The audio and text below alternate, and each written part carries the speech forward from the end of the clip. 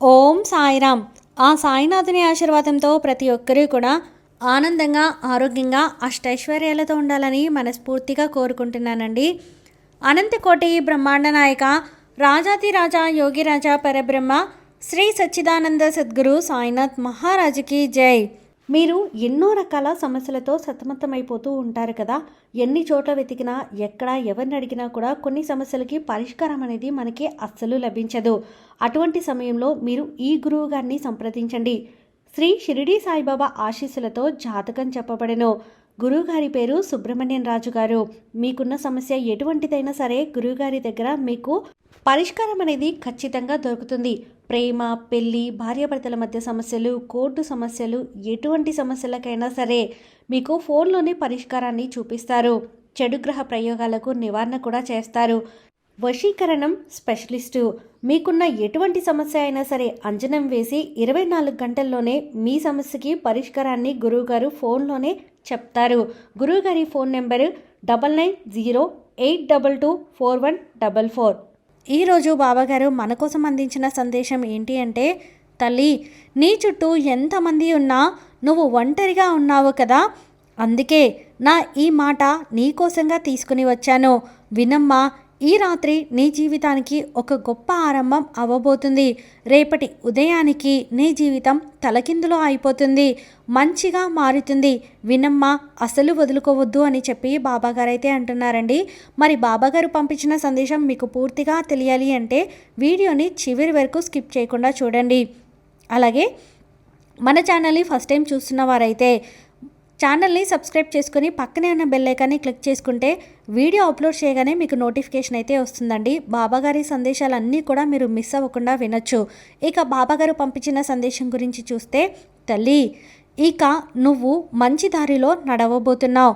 కొత్త కొత్త పనులు చేయడానికి సిద్ధంగా ఉండమ్మా. కొత్త ప్రయాణాలు కూడా జరగబోతున్నాయి. నువ్వు ఎంతమంది నీ చుట్టూ ఉన్నా కూడా ఒంటరిగా ఉన్నాను అని చెప్పి బాధపడుతూ ఉన్నావు కదా. నీ దగ్గర అందరూ ఉన్నా సరే ఏకాంతంలో ఉన్నట్లు జీవిస్తున్నావు. 4 గోడల మధ్య కూర్చొని కన్నీటి రూపంలో నీ బాధను బయటికి పంపుతూ ఉన్నావు. అసలు నాకు తోడుగా ఇక్కడ ఎవ్వరూ లేరు, జీవితమంతా కూడా నేను ఇలా ఒంటరిగా ఉండిపోవాల్సిందేనా, నేను అందరితో ఎంతో ప్రేమగా స్వచ్ఛంగా ఉంటున్నాను కదా, మరి ఎందుకు బాబా ఇంత కష్టాలు? ఇప్పుడు అర్థమవుతుంది బాబా. న్యాయంగా ధర్మ మార్గంలో నడిచే వాళ్ళకే కష్టాలను అందిస్తున్నావు కదా. అసలు నేను నా బంధాన్ని ప్రాణం కన్నా ఎక్కువగా ఇష్టపడుతున్నాను. ప్రతి క్షణం నా బంధాన్ని చాలా జాగ్రత్తగా కంటికి రెప్పలా కాపాడుకుంటున్నానే. అలాంటిది నా పిల్లలకు ఎలాంటి బాధ ఉన్నా, కష్టం వచ్చినా, అనారోగ్య సమస్యలు వచ్చినా సరే వెంటనే నేను నీ ముందుకు పరుగున వచ్చేస్తూ, సాయి, నా పిల్లలకు ఎందుకు ఇలా జరుగుతుంది, వాళ్ళకి బాగై నాకు ఏదైనా ఇవ్వండి బాబా, నాకు ఆ అనారోగ్యం వచ్చేలా చెయ్యండి, నా ఆరోగ్యం బాలేకుండా వచ్చేలా చెయ్యండి అని చెప్పి అడుగుతూ ఉన్నావు. నా బిడ్డలు బాగుండాలి, ఆనందంగా ప్రశాంతంగా ఉండాలి. ప్రతి క్షణం నా పిల్లల కోసం, బంధం కోసం నేను ఎంతలా కష్టపడుతున్నానో, తాపత్రయపడుతున్నానో మీకు తెలియందా బాబా.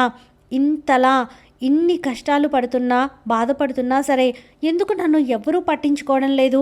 నా చుట్టూ ఎంతోమంది ఉన్నారు, నా కుటుంబంలో ఎంతోమంది ఉన్నారు, అయినా సరే నా బాధని, కష్టాన్ని ఎవ్వరూ పట్టించుకోవడం లేదు. ఎందుకు బాబా?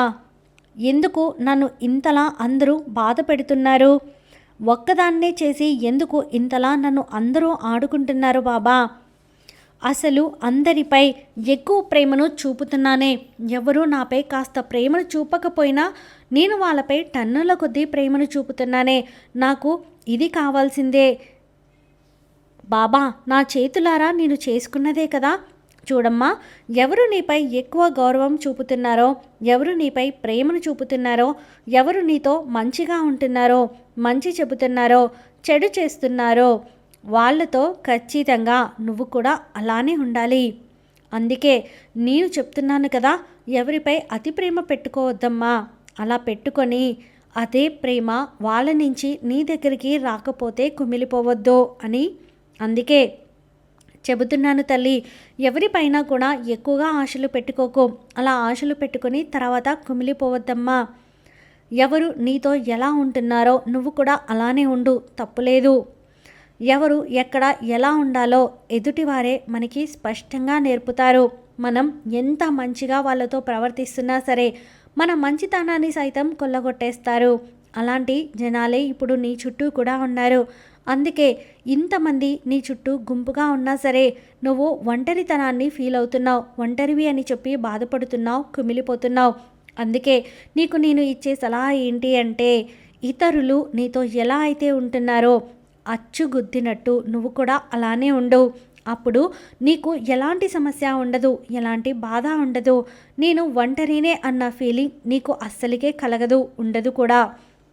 అర్థమవుతుందా తల్లి?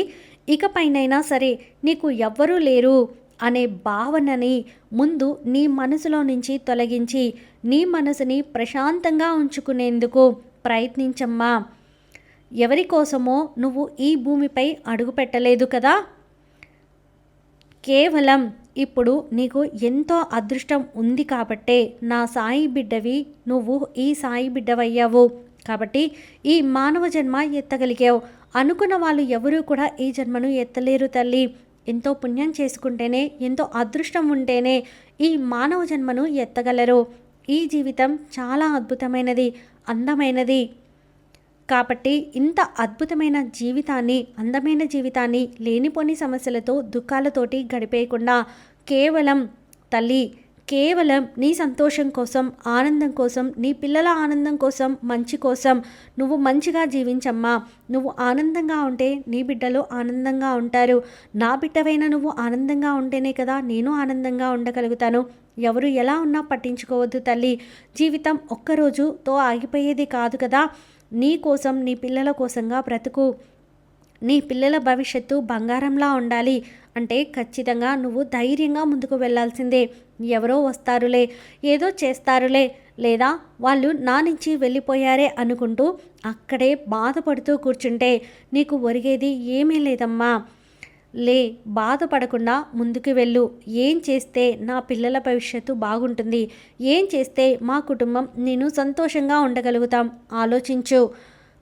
నలుగురు ఉన్న చోట నలుగురు 4 మాటలు అంటారు. అలానే నీ లక్ష్యాన్ని ఆపేసుకుంటాను, వెనకడుగు వేస్తాను, ఈ జీవితం ఇంతటితో ఆపేసుకుంటాను అంటే ఎలా చెప్పు? నువ్వు అంత పిరికితనంగా ఉండాలా చెప్పు? నువ్వు ఎంతో ధైర్యవంతుడివి, ధైర్యవంతురాలివి అని చెప్పి నేను ఇప్పటి వరకు ఎంతో గర్వంగా ఉన్నానే.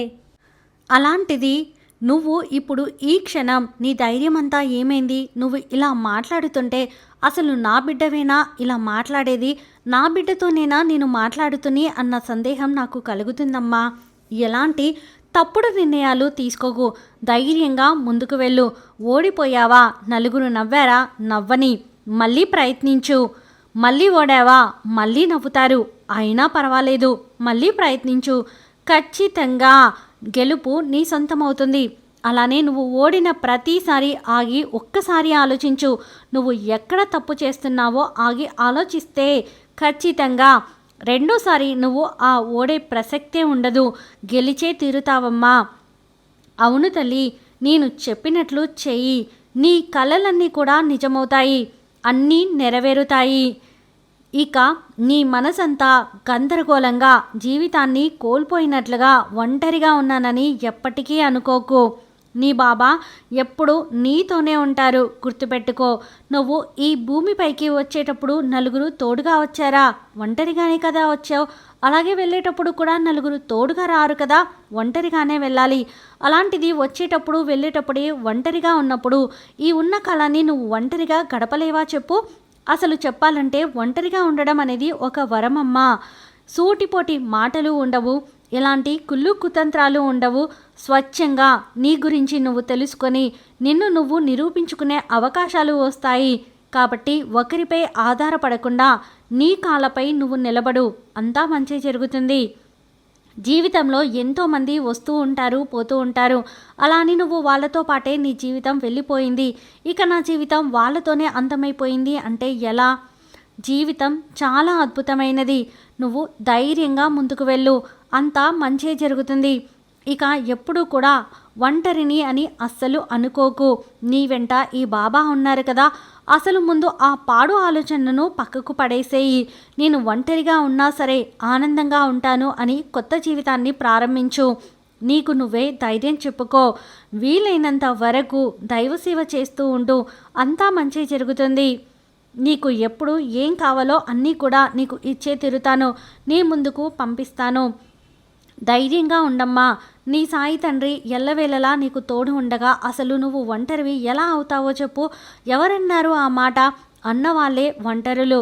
నీకు తోడుగా ఎవ్వరికీ లేనంత రక్షగా అండగా నీ సాయి తండ్రి నీతోనే ఉన్నారు.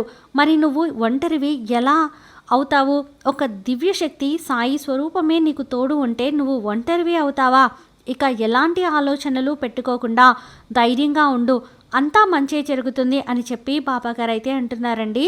ఈ వీడియో మీకు నచ్చితే లైక్ చేయండి, మరికొంతమంది సాయి భక్తులకు వీడియోని షేర్ చేయండి. ఫస్ట్ టైం ఛానల్ని చూస్తున్న వారు సబ్స్క్రైబ్ చేసుకుని పక్కనే ఉన్న బెల్ ఐకాన్ని క్లిక్ చేయండి. ఆ సాయినాథుని ఆశీర్వాదంతో ప్రతి ఒక్కరూ కూడా ఆనందంగా, ఆరోగ్యంగా, అష్టైశ్వర్యాలతో ఉండాలని మరొక్కసారి మనస్ఫూర్తిగా కోరుకుంటున్నానండి. సర్వే జనా సుఖినో భవంతు. ఓం సాయిరామ్.